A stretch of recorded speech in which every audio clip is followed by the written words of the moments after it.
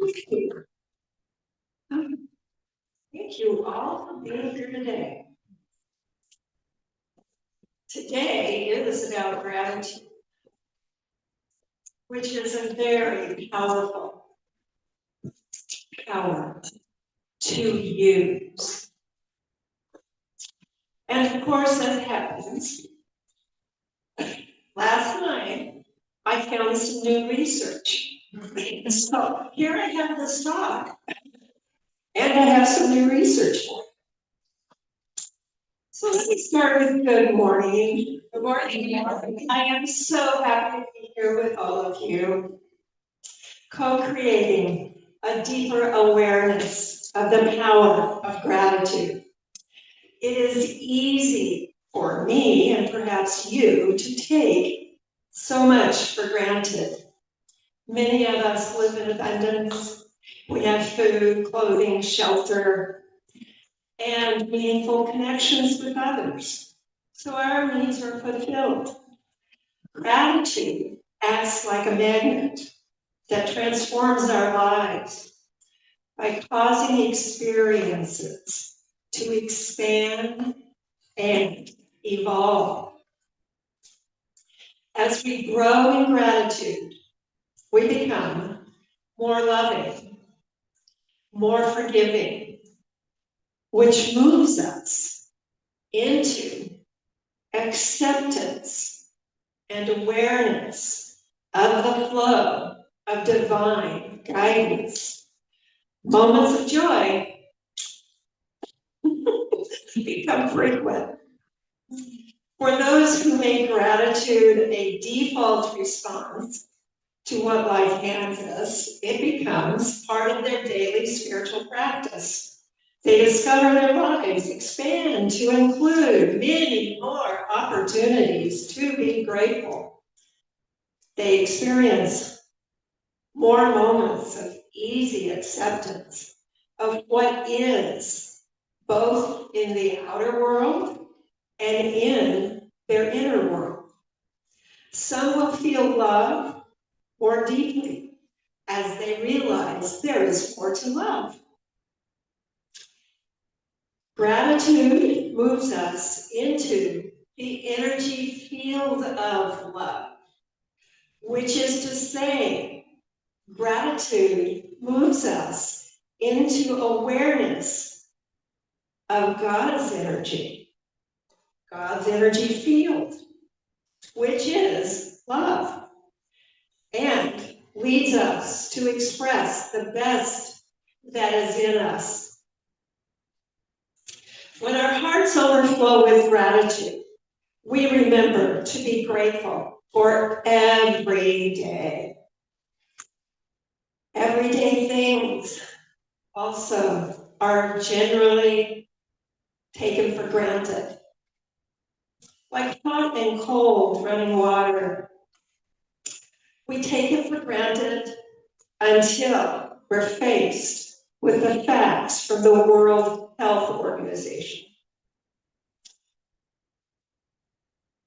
All right, I turned 2 pages. There we go. Globally, I'm sorry to say, 1 in 3 people on Earth lack access to clean drinking water. 2.1 million people globally still lack access to safely managed drinking water. And here's the tough one for us. An estimated 2.2 million people in the United States lack running water indoors. So I'm giving you these because I wanted to start with something that we take for granted, that we could be more often grateful for. I offer the statistics not to make us feel guilty that we have this, but to be more grateful every day that we can turn on the water easily. Many of us say a prayer of gratitude over the food we eat. We're grateful for the food, for the people who grow it, for the people who sell it to us, for those who cook and especially for those who are sharing the time with us to eat it. Another simple thing. And I have a story about falling, and it is about a friend, but it's not about Jenny. A friend fell chasing her dog in the street, and out of the street, fell on her wrist, and was grateful that she didn't fall on her shoulder and that she recently had surgery. And I have one more gratitude story for you. And some of you may be aware of this. Last Sunday, there was a story in the news about a family driving home from church, not ours. They were on I-5. The Oregonian headline says, chunks of concrete fall from Morrison Bridge Viaduct, striking Portland family car. A father, a wife, and 3 children are in this car. And the car was damaged, but the man is quoted as saying, I'm just grateful no one was hurt. A family can't be replaced, but a car can. That was his default, was gratitude. These are examples of how gratitude is a magnet drawing good things to us, more things to be grateful for. We are always at choice. We can be grateful when we have for what we have, or we can wish for something newer, brighter, bigger, more sparkly, because that is culture. It's normal to want things because we are consumers. However, when we can get past that and say to ourselves, yeah, I want that, but I'm really happy for what I have. I am really grateful for what I have. And it creates more opportunities.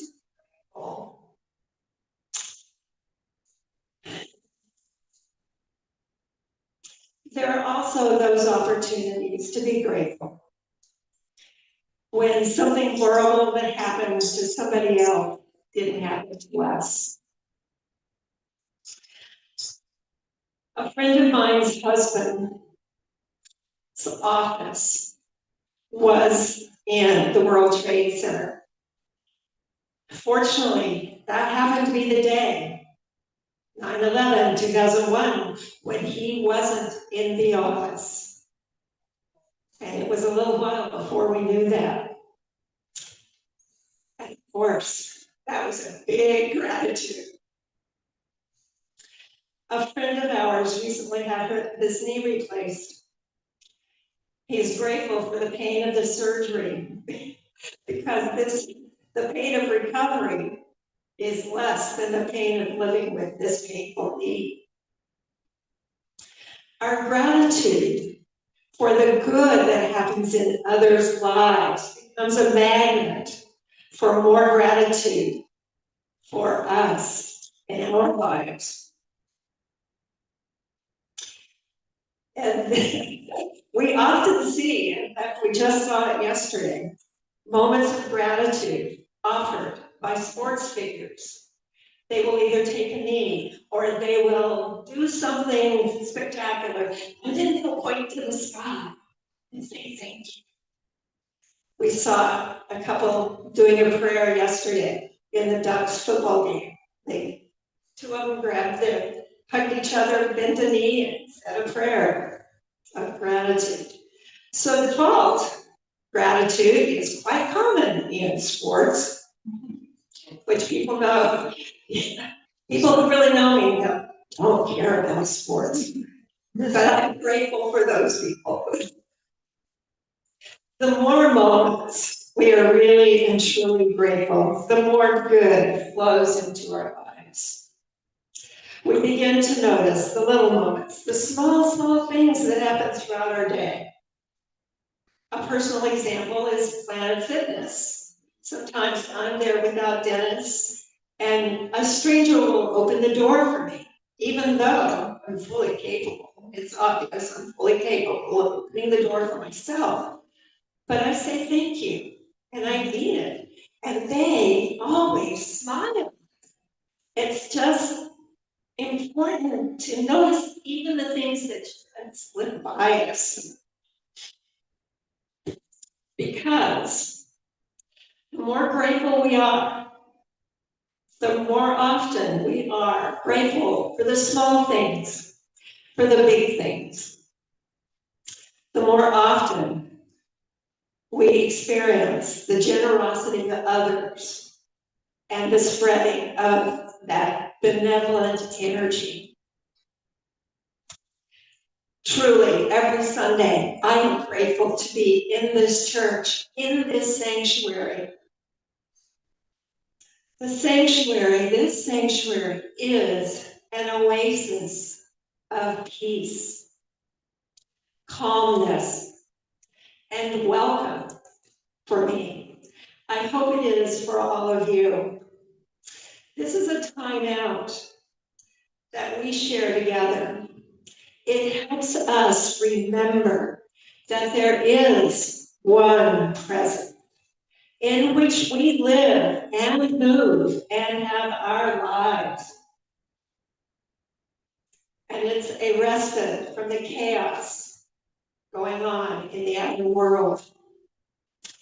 As we take in the Sunday messages so generously shared by our many speakers, we grow in awareness. Our understanding of wisdom expands, sometimes consciously and sometimes unconsciously.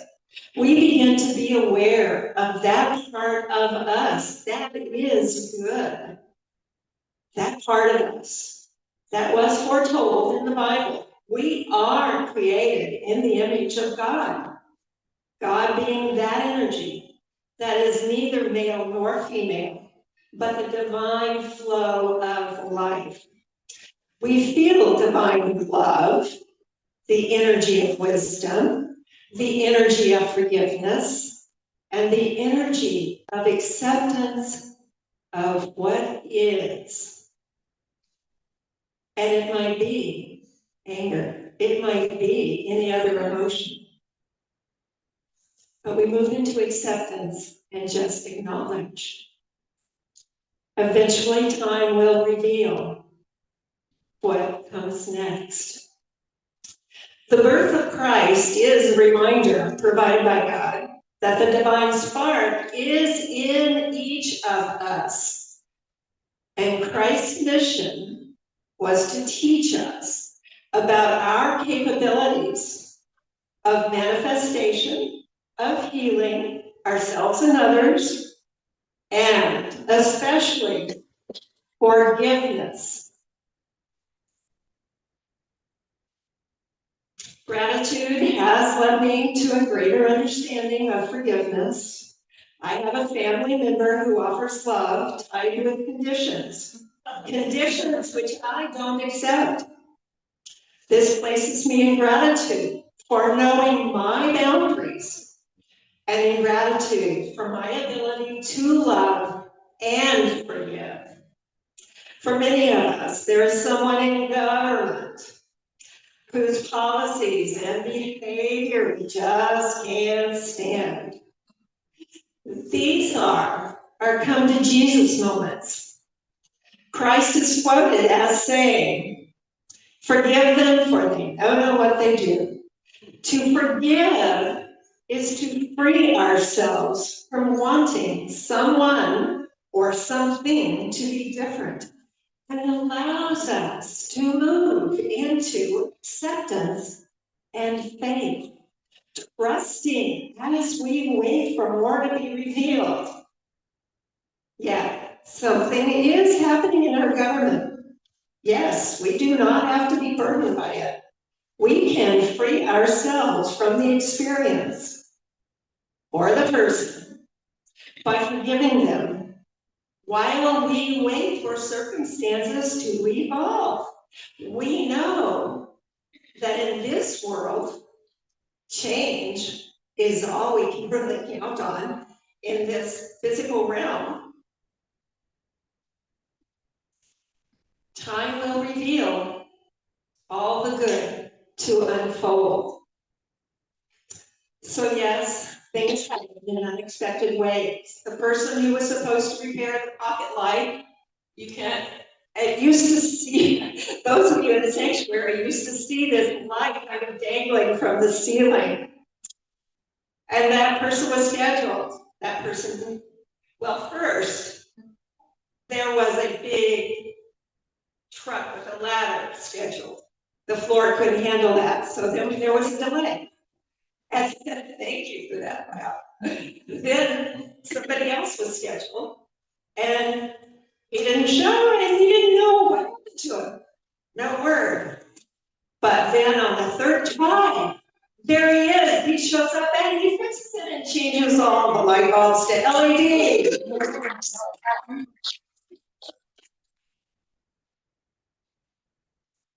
One of my grandmothers often said, every dark cloud has a silver lining.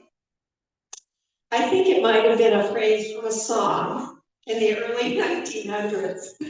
The modern version of that would be, how good can it get?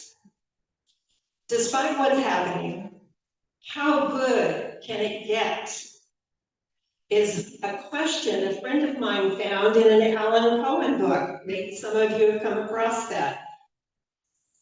With more awareness of gratitude and forgiveness, it is easier to feel more tenderness, more compassion for ourselves and within our interactions with others, leaving us less judgmental of ourselves and others' behavior. The more gratitude each of us feels, the more it expands through us and touches others. When someone lets us into traffic, we wave a hand and we say, thank you. We wave a hand in the rearview mirror, at least I do. And sometimes other people do that too when I let them in. And I'm really grateful when cars stop. When Dennis and I are walking, we're wanting to cross the street and cars stop. So we always wave at them and say, small acts, but they carry on throughout our day, and perhaps the drivers too. Acts of kindness, when noticed and appreciated, circulate the flow of benevolent energy. Recently, a friend shared an essay she wrote about words matter. She was listening to an interview and heard the guest speaker say, words don't matter. Well, I have to say, gratitude is a word that does. It has energy. Most of us do know that words matter. And that's why we often acknowledge anger and yet try not to use it until we have calmed down and can use it in an appropriate way.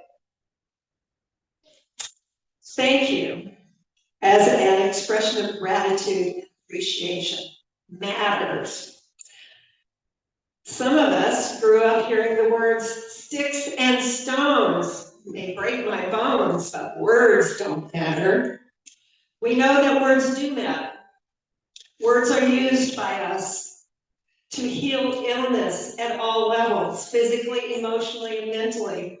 Words were first used by the Fillmores, the founders of Unity and other New Thought leaders, to heal themselves and others. Words carry the energy vibration of our thoughts, of our beliefs, and can harm or heal. Linda Gipper's class, which will follow this service, will have more to say about the power of words. As our practice of gratitude expands, guidance abounds, moving in and through us and others. and all of our experiences. We're always a choice in how we receive the divine's assistance in growing the divine within us. Gratitude establishes a connection between humans and the divine source and closes the loop, completes the circle from the giver to the receiver, from the giver to the receiver, that loop. I have a few words of research to share with you before we close. It's going to happen, Jesse. I can't say this woman's name. Bryn Brown is a researcher, an author, a speaker, a professor who studies vulnerability, courage, shame, and empathy.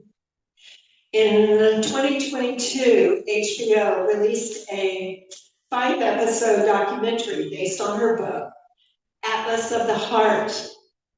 And I was reading that last night, and I came across her piece, her research on gratitude.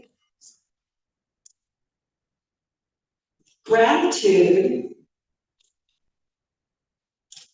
there is now overwhelming evidence that gratitude is good for us physically, emotionally, and mentally.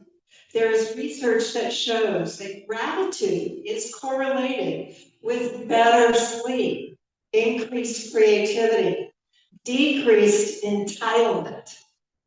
Interesting. Decreased hostility and aggression.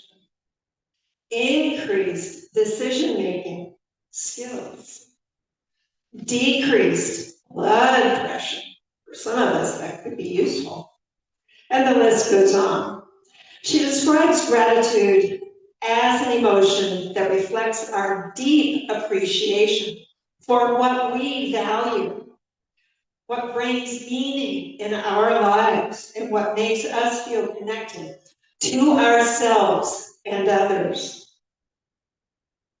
Gratitude allows us to participate more in life. We notice the positives more, and that magnifies the pleasure you get from life. Instead of adapting to goodness, we celebrate goodness. With gratitude, we become greater participants in our lives as opposed to spectators. Gratitude is an emotion. If we want to experience its full power, we just need to make it a practice. And now we're going to.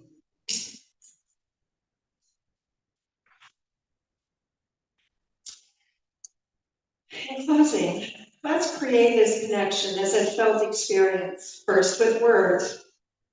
Frequently, people tell me that they start their day or end their day with gratitude, or counting their blessings is how some people describe it. Let's end today with a gratitude meditation. So get comfortable. You can close your eyes or not, it doesn't really matter.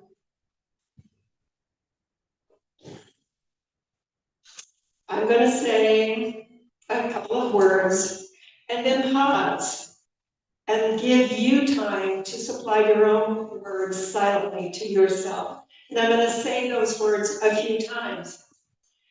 And then I'm going to ask you to do something else. But first, pause for the glorious water that refreshes.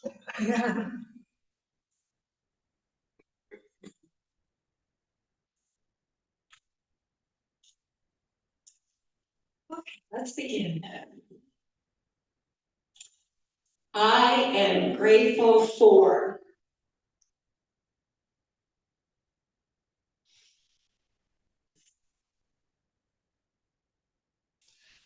I am grateful for.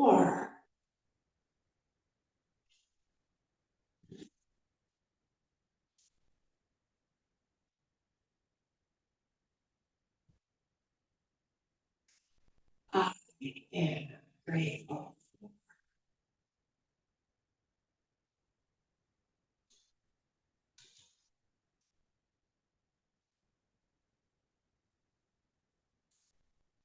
And I am grateful for.